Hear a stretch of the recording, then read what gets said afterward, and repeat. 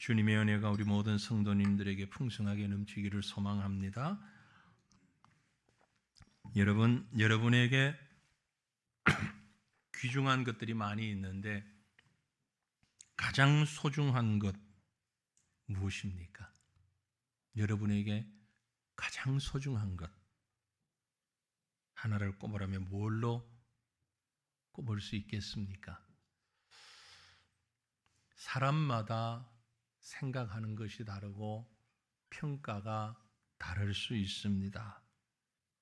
일반적으로 건강, 사랑, 가족, 혹은 돈, 혹은 행복, 그렇게 생각할 수 있겠죠. 이런 물리적인 형태도 있을 수 있지만 또 눈에 보이지 않는 추억, 관계, 여러분이 머릿속에 생각한 게 어느 정도 나왔는지 모르겠습니다. 이런 것에 인생의 의미와 가치를 부여할 수도 있습니다.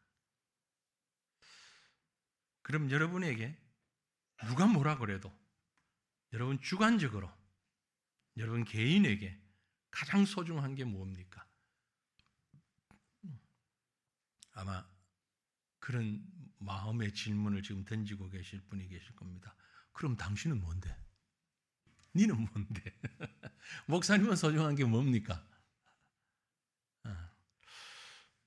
누가 저에게 그런 질문을 한다면 저는 선뜻 대답할 수 있습니다. 나에게 가장 소중한 것은 복음입니다. 여러분은 어떻습니까? 마음이 동의하시는 분만 한번 같이 따라서 해보시면 좋겠습니다. 나에게 가장 소중한 것은 복음입니다. 한 3분의 2만 하셨고 3분의 1은 지금 안 하셨습니다. 복음보다 더 중요한 게 있는지 모르겠습니다만 복음이 중요합니다. 우리에게 가장 중요합니다. 잠언 4장 5절로 7절에 보니 이런 말씀이 있어요. 지혜를 얻으며 명철을 얻으라. 내 입의 말을 잊지 말며 어기지 말라. 지혜를 버리지 말라. 그가 너를 보호하리라. 그를 사랑하라. 그가 너를 지키리라. 지혜가 제일이니 지혜를 얻으라. 네가 얻은 모든 것을 가지고 명철을 얻을지니라. 여기서 말하는 지혜, 신약적으로 표현하면 복음 같은 말입니다. 같은 거예요. 구약에서 말하는 지혜, 세상 사람들은 세상의 지혜로 생각할지 모릅니다. 그러나 성경적으로 해석을 해보면 이 지혜가 곧 신약의 복음입니다. 복음이 왜 그리 중요합니까? 복음은 하나님의 입에서 나오는 모든 것이 복음이고 하나님 자신이 곧 복음입니다. 그러므로 복음은 생명이에요. 생명과 복음은 다르지 않습니다. 복음이 생명이라고 말했을 때 이것은 하나님의 입에서 나온 생기로 온 세상의 생명이 시작된 현장을 우리가 생각할 수 있습니다. 하나님이 인간을 창조하실 때에 창세기 2장에 보면 그런 말씀이 기록되어 있죠. 여호와 하나님이 땅의 흙으로 사람을 지으시고 생기를 그 코에 불어 넣으시니 사람이 생명이 된지라. 그러므로 우리가 가진 이 생명은 다른 어떤 것과도 바꿀 수 없는 최상의 가치를 지닌 것입니다. 그 생명을 우리에게 알게 하고 느끼게 하고 간직하게 하는 게 바로 복음이라는 겁니다. 그러므로 이 복음이야말로 우리에게 가장 소중한 것이, 너무너무 소중한 것이에요. 생명이 있다는 건, 이 복음이 있다는 건요, 우리가 가만히 앉아 있을 수 없다는 것을 말합니다. 지금 여러분이 가만히 앉아 계신 것 같지만 저는 압니다. 다 움직이고 있습니다. 손도 움직이고 발도 움직이고 자신도 모르게 머리도 움직이고 허리도 움직이고, 나는 가만히 있어. 눈도 움직입니다. 다 움직입니다. 왜요? 살아있기 때문입니다. 생명이 있기 때문이에요. 생명이 있다는 것은 이렇게 움직임이 있고, 그래서 주변에 좋든 나쁘든 영향을 끼치게 되어 있습니다. 그 생명에 감동하는 사람도 있고 반대로 그 생명에 반발하는 사람도 있습니다. 그런데 이 세상에는 대체적으로 생명을 반대하는 어리석은 자들이 참 많이 있죠. 왜냐면요, 죄라고 하는 것이 생명을 싫어하기 때문에 그렇습니다. 생명은 빛과 함께 있는데 죄는 어둠과 함께 있기를 좋아하거든요. 그래서 생명을 근본적으로 싫어합니다.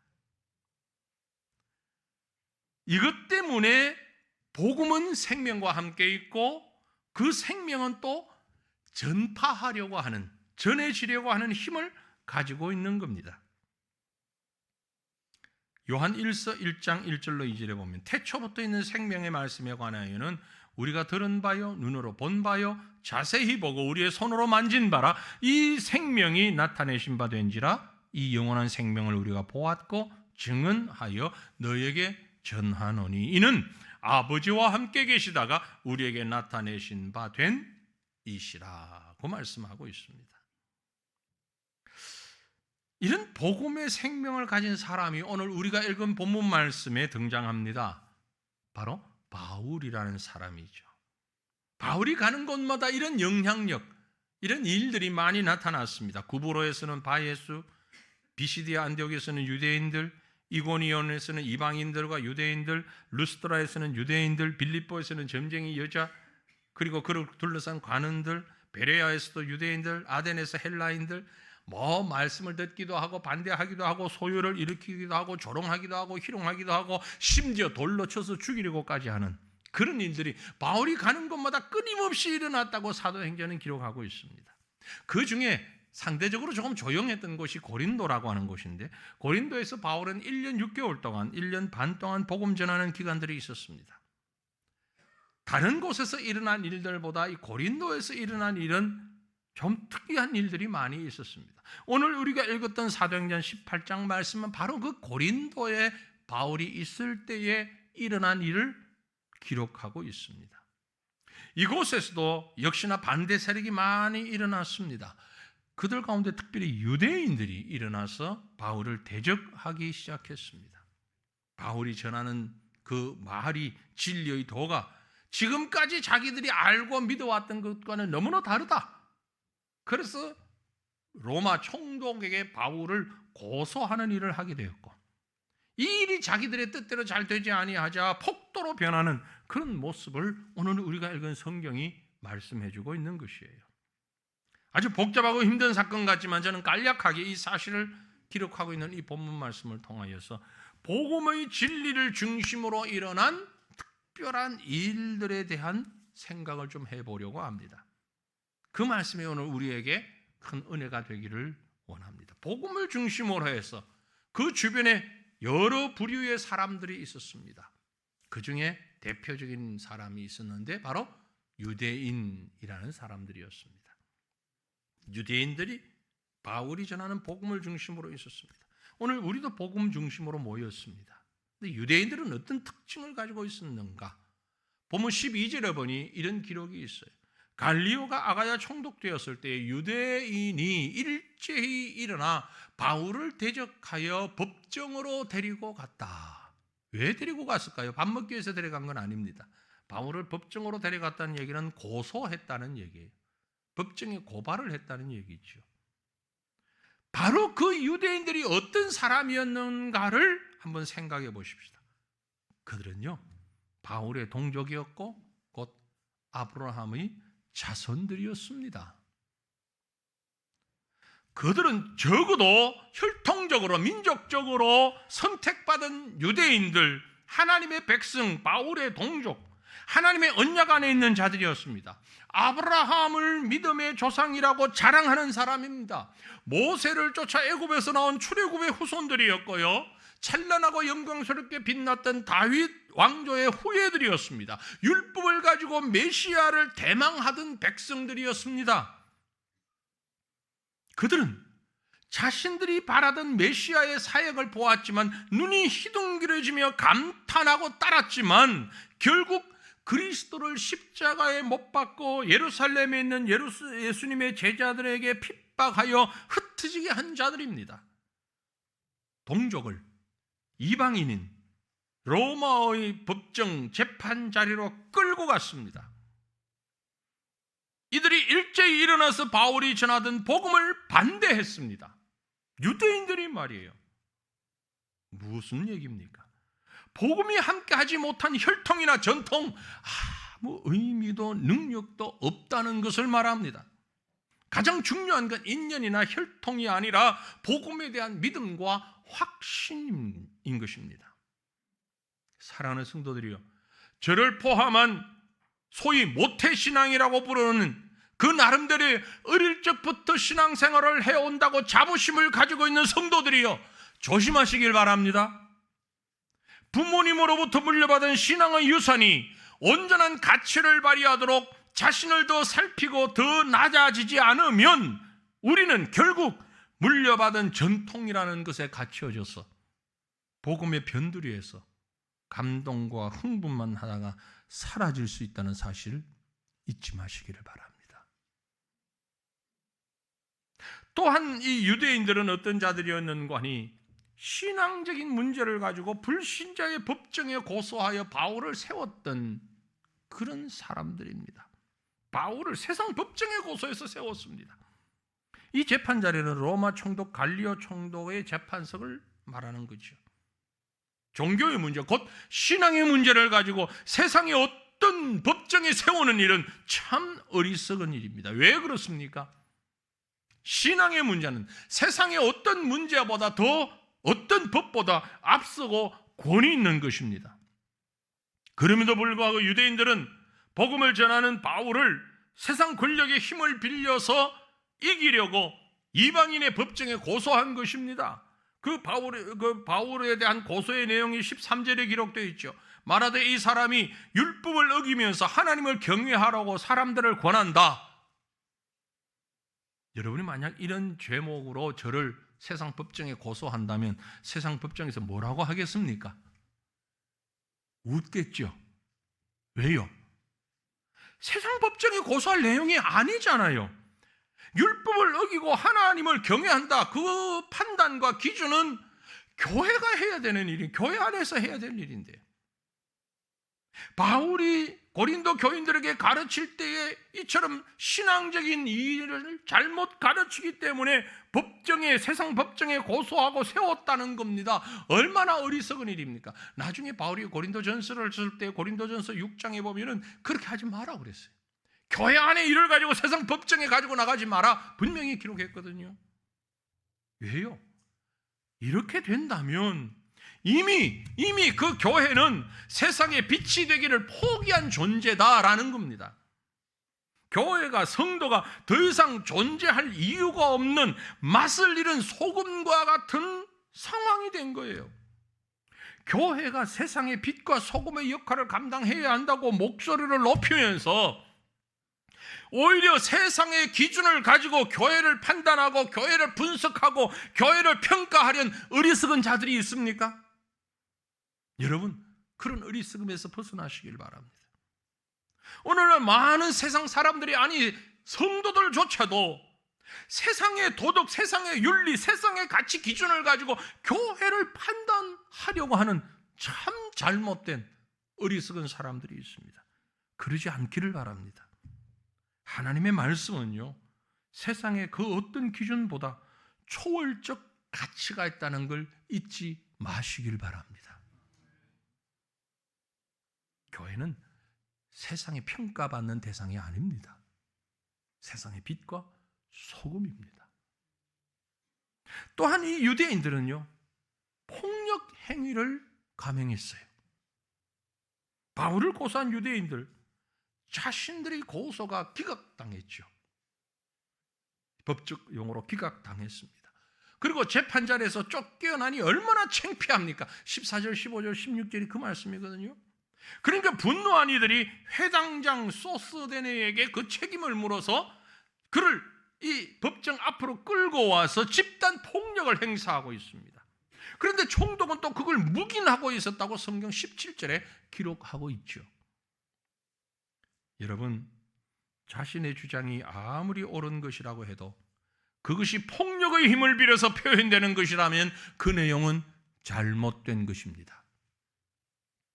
의적, 선한 목적, 그런 미명을 가지고 폭력과 불의를 합리화한다는 건 결코 있을 수 없는 일입니다. 생각해 보세요. 아무리 맛있는 인류 요리라고 해도 최고의 셰프가 요리한 정말 멋지고 비싸고 맛나고 값진 귀한 음식이라고 할지라도 그 음식을 돼지가 먹는 돼지 밥그릇에 담아서 준다면 여러분 먹겠습니까? 안 먹겠습니까?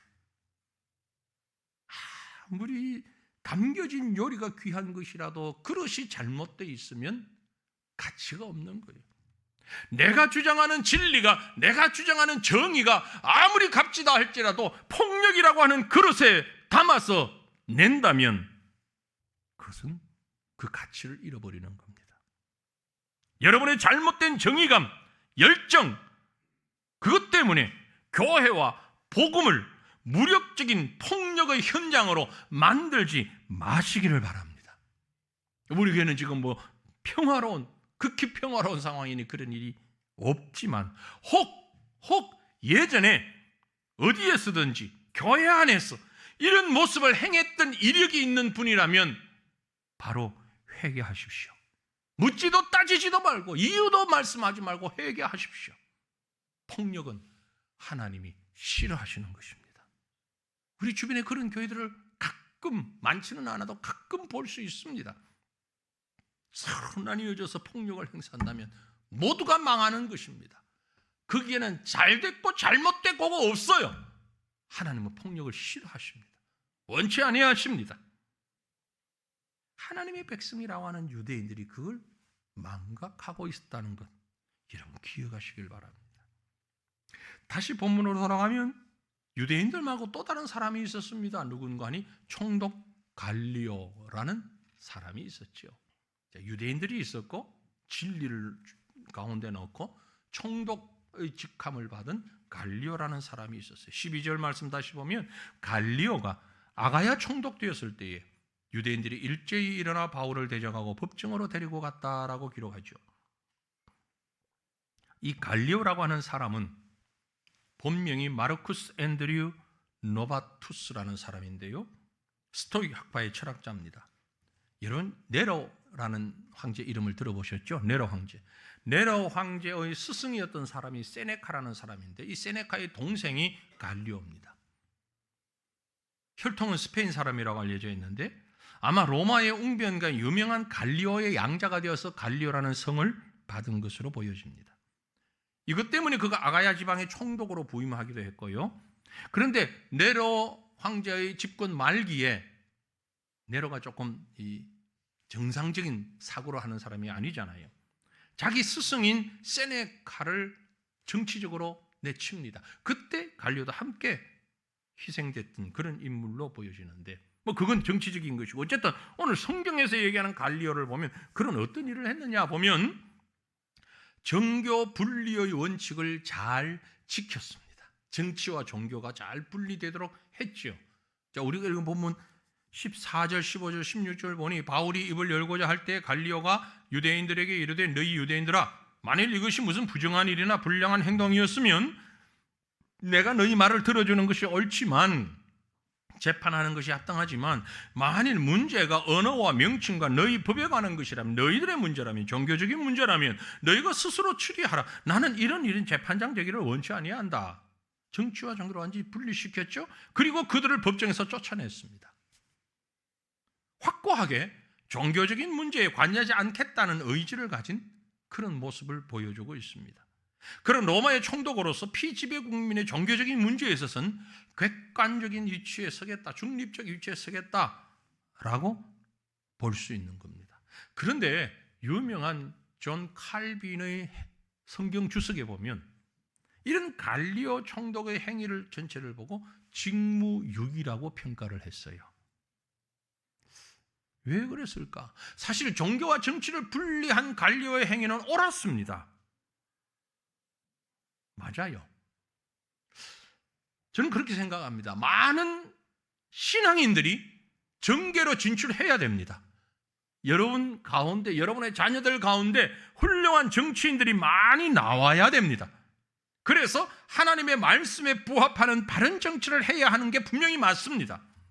하지만 종교 문제와 정치가 야합하게 되면, 손을 잡게 되면, 교회가 함께 하게 되면 중세 교회의 타락에서 보는 것처럼 우리는 타락하는 전철을 밟을 수밖에 없습니다. 이게 분명한 이치입니다. 그러므로 교회는 세상 정치에 절대 개입해서는 안 됩니다. 교회의 이름으로 해서는 안 돼요. 하지만 성도는 정치에도 선한 영향력을 행사해야 합니다. 원하기는 이 나라의 신실한 믿음의 사람들이 정치 지도자로서 신앙의 본분을 잘 감당하기를 기대하고 소망하고 기도합니다. 직접적인 참여, 투쟁, 그보다는 여러분 믿음의 선한 영향력을 끼치도록 하나님 앞에서 기도하시고, 하나님 앞에서 진정으로 이 나라와 이 민족이 선한 믿음의 영향력을 교회와 성도들로부터 받을 수 있도록 기도하시길 바랍니다. 하지만 중요한 것은 오늘 이 본문에서 볼 때 직무유기의 과오를 갈리오가 범했다라는 거죠. 어디가 어떤 부분이 직무유기입니까?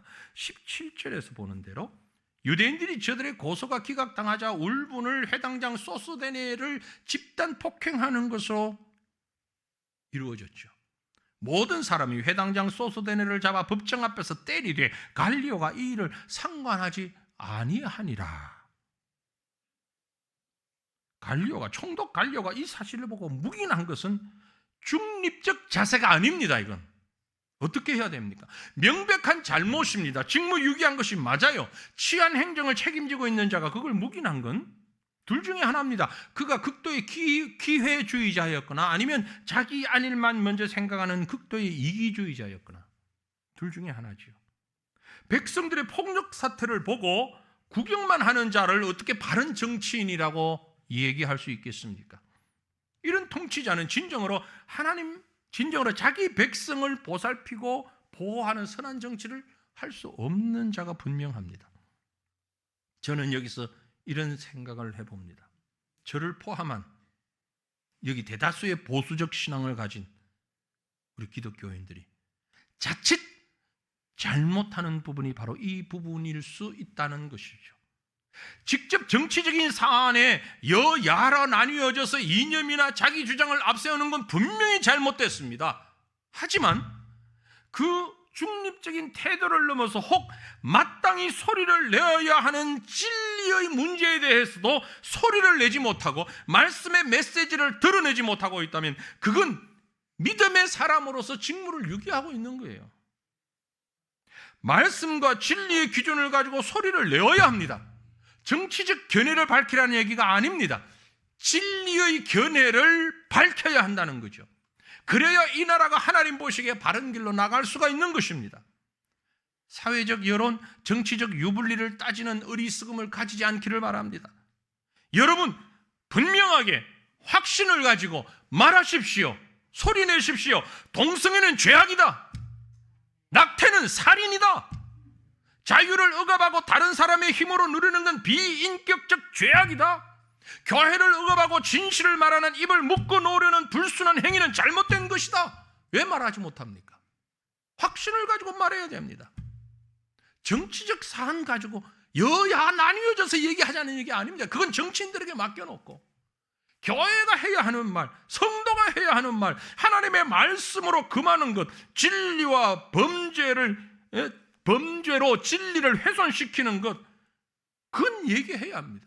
죄악을 바라보면서도 스스로 판단하고 알면서도 중립이라는 비겁한 도피처로 도망가지 않기를 바랍니다. 숨어가지 않기를 바랍니다. 그건 중립이 아니잖아요. 우린 진리 편에 서야 하잖아요. 왜 악과 선의 중립에 서려고 하십니까? 정치적 중립에 서서는 그건 좋습니다. 그러나 선과 악의 중립에는 서지 마십시오. 선의 편에 서야 되는 거죠. 저와 여러분이 이런 유혹에 빠지지 않기를 바랍니다. 갈리오를 보면서 우리는 분명한 이런 사실들을 생각할 수 있죠. 진리를 놓고 유대인들이 있었고 총독 갈리오가 있었다면 또 한 사람이 있습니다. 선교사 바울이죠. 선교사 바울이 있습니다. 복음을 전하던 선교사 바울은 유대인들에게 붙잡혀서 재판자리에 끌려갔지요. 12절 13절 다시 보면 갈리오가 아가야 총독되었을 때에 유대인이 일제히 일어나 바울을 대적하여 법정으로 데리고 가서 말하되 이 사람이 율법을 어기면서 하나님을 경외하라고 사람들을 권한다. 그러니 이 참 안타까운 일이죠. 바울은 복음 때문에 죄인 아닌 죄인의 신세가 되었습니다. 그런데 바울은 자신의 처지를 변호하기 위해서 입을 열려고 했을 때 은권 봉쇄를 당합니다. 14절 보면 바울의 은권이 봉쇄되어 버렸죠. 그래서 이후 바울은 침묵으로 일관하는 걸 볼 수 있습니다. 죄 없는 자가 죄인 취급을 받으면서 세상의 웃음거리가 되었지만 우리는 바울을 통해 많은 사실을 배우게 됩니다. 어떤 걸 배웁니까? 먼저 성도는 복음 때문에 핍박받을 수 있다는 걸 여러분 기억하십시오. 이 사실은 이미 우리 예수님께서 예언하셨던 부분이에요. 마태복음 10장 18절에 또 너희가 나로 말미암아 총독들과 임금들 앞에 끌려가리니 이는 그들과 이방인들에게 증거가 되게 하려 하심이라 했지요. 그리스도인이 핍박당하는 것, 비방당하는 것 자신의 과화 때문이 아니라 복음 때문이며 예수님 때문이라면 이것이 은혜고 이것이 기쁨이고 이것이 축복입니다. 제가 그저 갖다 붙이고 있는 말이 아니고 성경이 얘기하고 있는 거예요. 예수님의 설교 가운데 마태복음 5장 11절 12절에 나로 말미암아 너희를 욕하고 박해하고 거짓으로 너희를 거슬러 모든 악한 말을 할 때에는 너희에게 복이 있나니 기뻐하고 즐거워하라. 하늘에서 너희의 상이 큼이라. 너희 전에 있던 선지자들도 이같이 박해하였느니라. 여러분 복음 때문에 핍박받아 보셨습니까? 복음 때문에 손해 당하셨습니까? 복음 때문에 생명의 위협을 당해 보셨습니까? 기뻐하십시오. 즐거워하십시오. 하늘에서 상이 클 것입니다. 믿음의 사람, 복음 때문에 어려움 당하고 곤란 당할 때 슬퍼하거나 낙심하지 마시기를 바랍니다. 오히려 기뻐하시길 바랍니다. 하나님이 나를 사용하시고 하나님이 친히 나를 사랑하신다. 이 사실이 얼마나 감격스러운지 그 사실을 믿고 찬양하며 하나님 앞에 더 한 발짝 다가가는 멋쟁이 성도들 되시기를 바랍니다. 또한 사도 바울은 어떤 사람이었는가 하니까 후퇴를 모르고 전진하는 사람이었어요. 믿음의 사람은요, 자신이 당하는 고난이 주님 때문이라는 것을 알게 될 때 중단 없이 전진해야 됩니다. 후퇴하면 안 됩니다. 핍박이 올 때 기뻐하고 즐거워하는 것 당연한 모습입니다. 숨거나 피하고는 것은 온전한 전도자의 모습이 아니죠. 앞에서 본 대로 총독 갈리오는 기각하면서 발뺌했습니다. 그런데 참 기묘하게도 그 복음에 대해서 그 진리에 대해서 전진하는 바울 앞에 이 사건이 갈리오가 유대인들의 고소를 받고 기각시킨 이 사건이 초기 기독교 역사에서 매우 중요한 의미를 갖습니다. 2000년 전 교회가 세워질 때 로마를 중심으로 한 초기 그 역사 가운데서요. 또 바울이 나가는 일에 있어서 아주 중요한 전환점이 돼요. 그 이전까지는 이 사건 이전까지는 바울의 복음 전도가 상당한 회방을 많이 받았습니다. 정치적으로 사회적으로 많은 협공을 받아왔어요. 근데 역설적이게도 이 갈리오가 기각 결정을 한 것이 무슨 효과를 가져왔냐면은 바울의 선교가 행정적으로 불법이 아니다는 것을 인정하는 꼴이 되어버렸습니다. 유대인들이 그 선교한 걸 가지고 고소했는데 기각당했잖아요. 그러니까 바울의 이 전도가 불법 아니다, 기각됐단다, 인정받는 꼴이 됐습니다. 만약 갈리오가 바울의 선교를 불법으로 판단했다면 아마 이후 로마의 또 그 초대교회의 역사가 많이 달라졌을는지 모릅니다. 그가 유대인들의 고소를 기각함으로 이것이 전례가 되어서 로마 통치 영역 안에서 바울의 선교가 적어도 행정적으로 합법성을 인정받게 되는 결과를 가져온 것이죠. 이는 하나님의 놀라운 은혜고 복음 선교를 위한 하나님의 역사적 인도하심이라고 해석할 수 있습니다. 총독의 이런 판결로 바울이 합법성을 인정받게 되자 경로한 유대인들이 바울에게 폭행하지 못하고 바울을 직접 폭행하면 또 문제가 될 수 있으니까 회당장 소스데네를 때린 것도 폭력을 한 것도 이 때문입니다. 이건 사실 하나님이 바울에게 약속하신 말씀이 이루어진 결과예요. 바로 우리 읽었던 본문 말씀 앞에 18장 10절을 보면 내가 너와 함께 있으며 어떤 사람도 너를 대적하여 해롭게 할 자가 없을 것이니 이는 이 성중에 내 백성이 많음이라 하시더라고 했어요.